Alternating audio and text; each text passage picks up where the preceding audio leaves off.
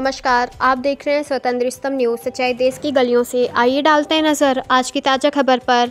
आज दिनांक 2 दिसंबर 2024 को सुप्रीम कोर्ट के वकील वीरेंद्र दुबे ने कानपुर जर्नलिस्ट क्लब में प्रेस वार्ता की।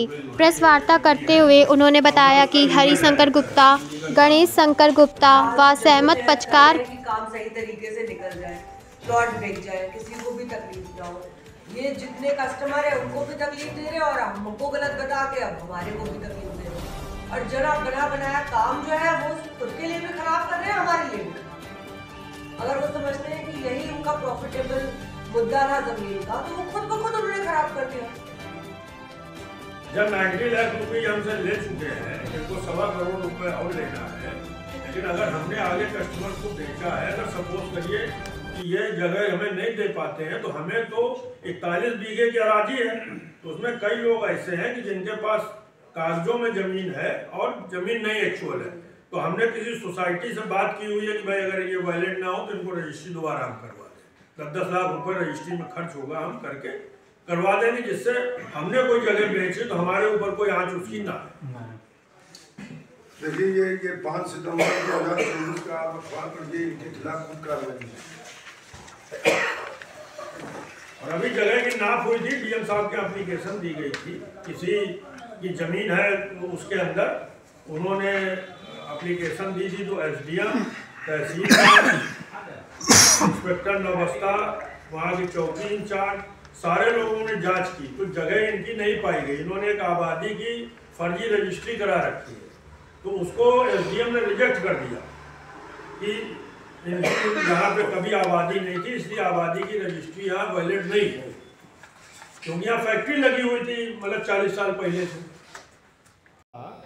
व्यापार करने संजय गुप्ता पर आरोप लगाते हुए बताया कि उपरोक्त तीनों लोगों से अपर्णा दुबे राधे होल्डिंग के लिए जमीन खरीदी थी, जिसकी अग्रिम राशि 43,50,000 के चेक द्वारा दिया गया था। बाकी राशि रजिस्ट्री होने के बाद देनी थी। विक्रेताओं ने जमीन में किया धोखाधड़ी। उल्टा वीरेंद्र दुबे और उनकी बेटी अपर्णा दुबे, जो कि राधे होल्डिंग की डायरेक्टर हैं, इन पर किया मुकदमा। आइए सुनते हैं उनकी जुबानी। ब्यूरो रिपोर्ट, स्वतंत्र स्तंभ न्यूज़। झगड़ा हो रहा था, मैंने इन लोगों का एज आर्बिट्रेटर, मैं स्वयं आर्बिट्रेटर था और दूसरे पक्ष की तरफ से आर्बिट्रेटर जो है वो एडवोकेट शैलेंद्र पांडे थे।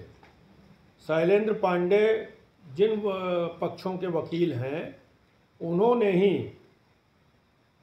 एक जुरिडिक्शन को चेंज करने के लिए, क्योंकि मैंने नौबस्ता थाने के तहत जो कोर्ट पड़ता है उसमें कैवियट दाखिल कर रखी थी कि कोई एक्स पार्टी जजमेंट हमारे खिलाफ ना हो जाए, यदि कोई मुकदमा आता है तो हमारा पक्ष भी सुना जाए।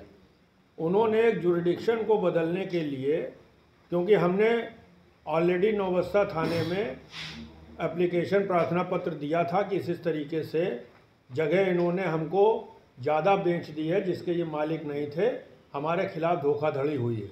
हमारे खिलाफ का मतलब कि बेटी ने हमारी प्रार्थना पत्र दिया था, अपर्णा दुबे ने, जिसके तहत जब 1 महीने कार्रवाई नहीं हुई है तो मैंने नवंबर माह में 2 नवंबर को प्रार्थना पत्र जो है अपना सीएम पोर्टल पर अपलोड करा दिया था।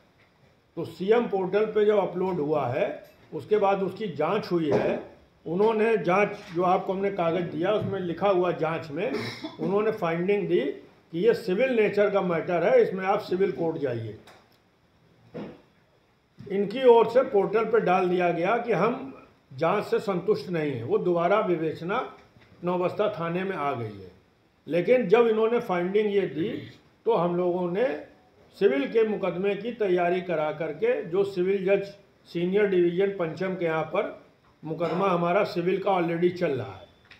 तो अब मेरा सिर्फ जो हमने पुलिस कमिश्नर से दरख्वास्त की है, जो एप्लीकेशन लिखी है, कल मिलेंगे जा करके।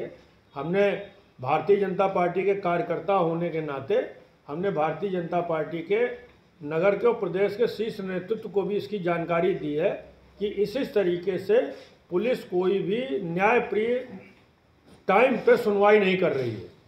ये 2-3 महीने हो गए हैं हमको दरख्वास्त दिए हुए, उसमें उनको सीएम पोर्टल से जब आया था, इंस्पेक्टर नौबस्ता को स्वयं कमिश्नर के यहाँ भेजना चाहिए था, पुलिस कमिश्नर के यहाँ, और वहाँ से परमिशन लेनी चाहिए थी कि साहब ये 420, 467, 468 का मुकदमा बनता है, लेकिन उन्होंने शिथिलता बरतते हुए नहीं उसको किया।